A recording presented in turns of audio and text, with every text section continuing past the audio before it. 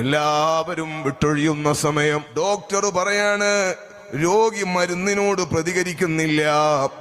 അറിയിക്കേണ്ട ആളൊക്കെ അറിയിച്ചോളൂ എന്ന് പറയുന്ന ഒരു രംഗം വരും. ആ സമയത്ത് വീട്ടിലേക്ക് മടക്കി കൊണ്ടുപോയ മനുഷ്യൻ ഇനി വേറെ മാർഗങ്ങളൊന്നുമില്ല.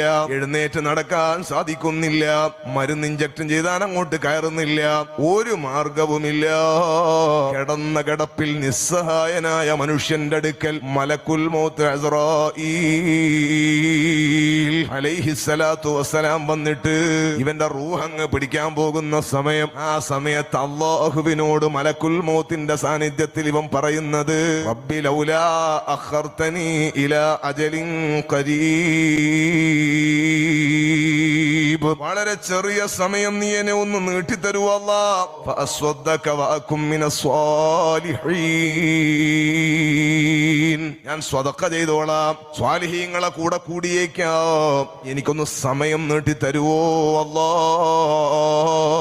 ഫലൻ യുഅഖിറുല്ലാഹു നഫ്സൻ ഇദാ ജാഅ അജലുഹാ, അല്ലാഹ് പറയും നിർണിതമായ തീരുമാനം, നിശ്ചയിച്ചു പോയ തീരുമാനം അവധി എത്തിയാൽ ഒരാൾക്കും ആയുസ് നീട്ടുന്ന സമയം നീട്ടുന്ന പ്രശ്നമില്ല. സഹോദരങ്ങളെ, ഇത്ര വില പിടിപ്പുള്ള സമയം, ഈ സമയം മനുഷ്യന്റെ ജീവിതത്തിൽ നിന്നറിയാതെ നഷ്ടപ്പെട്ടു പോകുന്നു.